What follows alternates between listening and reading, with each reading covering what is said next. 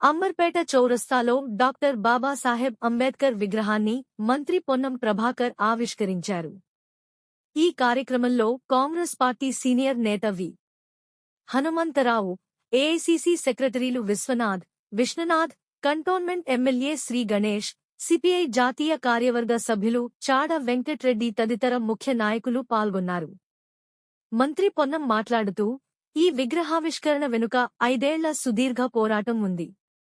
పంజాగుట్ట అంబేద్కర్ విగ్రహం నుంచి అంబర్పేట విగ్రహావిష్కరణ వరకు హనుమంతరావు గారి నాయకత్వం ప్రశంసనీయం అన్నారు. ఏప్రిల్ నెల బహుజన నాయకుల జన్మదినాలతో ప్రత్యేకమైనది అని మంత్రి పేర్కొన్నారు. ఈ దేశంలో బడుగు బలైన వర్గాలకు న్యాయం జరిగింది రావడానికి కూడా ఈ కాన్స్టిట్యూషన్ ఆయన రాసిన రాత వల్లనే తెలంగాణ వచ్చింది. అయితే మిత్రులారా,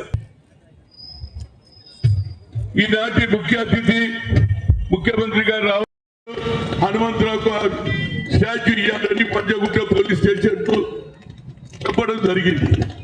ఆ తర్వాత నేను పోయిన కేటీఆర్ దగ్గరికి నేను బట్టి విక్రమార్క అదేవిధంగా శ్రీధర్ బాబు పోయాము. ఆయన ఎంత ప్రేమ చూపించిందంటే హనుమంతలా నువ్వు పెడతావా, నువ్వే పెట్టే, కానీ నాది 125 అడుగులు అయినాక ఏది 14th ఏప్రిల్ అయిపోయినాక నువ్వు పెట్టుకోవాలి. నేను నిజమే అనుకున్నా, నాకేం తెలుసు, కానీ దానికంటే ముందే పెట్టేసి వేరే వాళ్ళు, అది మీ అందరికీ తెలుసు.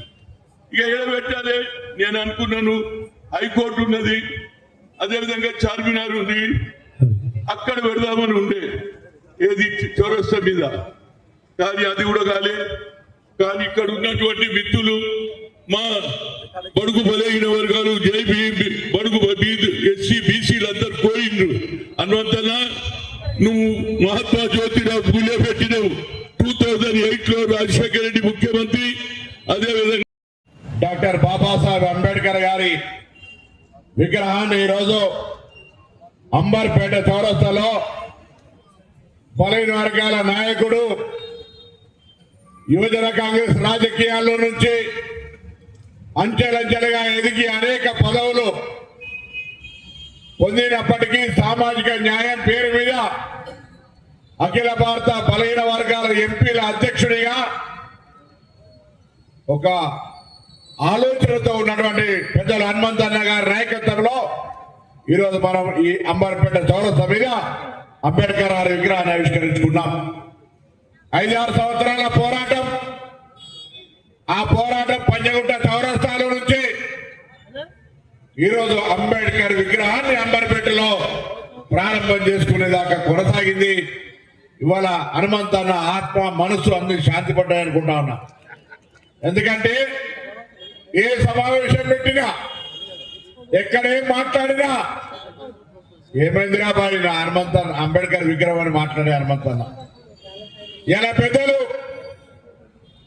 కాంగ్రెస్ పార్టీ ఆర్గనైజేషన్ సంబంధించి ప్రధానమైన ఇతర వ్యక్తులు, ఏఐసిసి కార్యదర్శులు విశ్వనాథ్ గారు, పెద్దలు గణేష్ ఎమ్మెల్యే గారు, గౌరవనీయులు మాజీ శాసనసభ్యులు, ఈరోజు నేను హుస్నాబాద్ ప్రాతినిధ్యం వహిస్తున్న నియోజకవర్గానికి శాసనసభ్యుడిగా ఆ ప్రాంత ప్రజల యొక్క అనేక సమస్యలు పరిష్కరించినటువంటి చాడ వెంకరెడ్డి గారు, బలహీన వర్గాల ఉద్యమంలో జాజుల శ్రీనివాస్ గారు, ఇంకా వేదిక మీద అందరి పెద్దలు, ఇక్కడికి విచ్చేసినటువంటి అంబేద్కరిజం లేదా బహుజన విధానాన్ని విశ్వసించే మీ అందరికీ కూడా పేరు పేరున నా హృదయపూర్వక నమస్కారం తెలియజేస్తాను.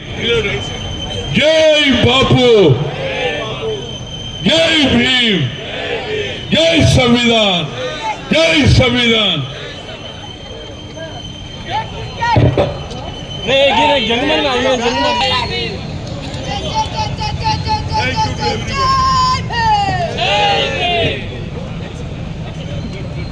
Thank you to everybody. కాదు అని నాదం గని అవగాహన లేకున్నది కొంత సమాజం రాజ్యాంగం అవమానాలను భవించినది.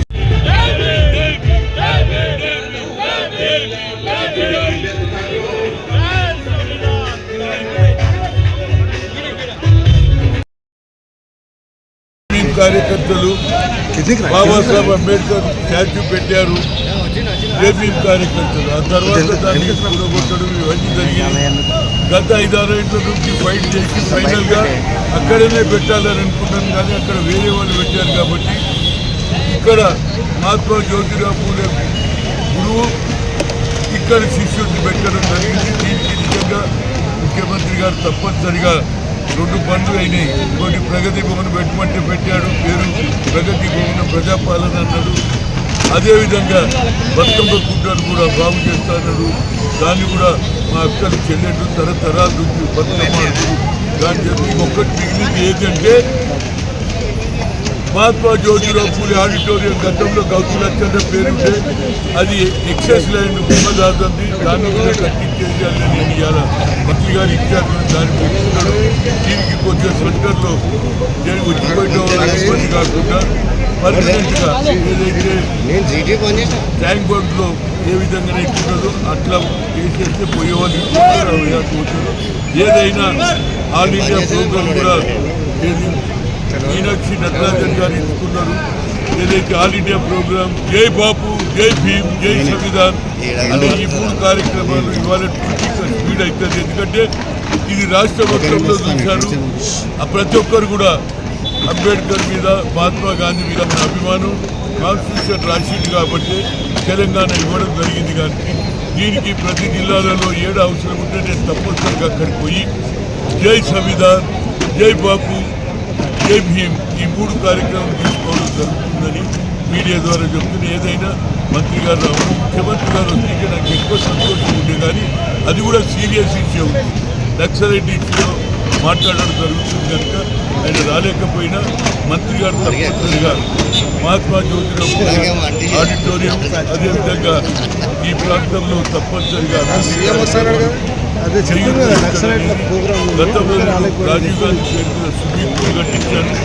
అదేవిధంగా ఇంకా మహాత్మా జ్యోతిరావు పూలే ఆడిటోరియం కట్టిస్తే వచ్చే తరం వారికి బడుగులైన వర్గాలు పెళ్లి చేసుకోవచ్చు, లైబ్రరీ కూడా ఉంటుంది, యూనివర్సిటీకి దగ్గర ఉందని వచ్చిన మిత్రులందరికీ ముఖ్యంగా ఏసీ సెక్రటరీస్ వారికి అదేవిధంగా వచ్చిన జనానికి నా హృదయపూర్వక ధన్యవాదాలు చెప్తూ మరొకసారి జై బాపు, జై భీమ్, జై సంవిధాన్. నమస్కారం.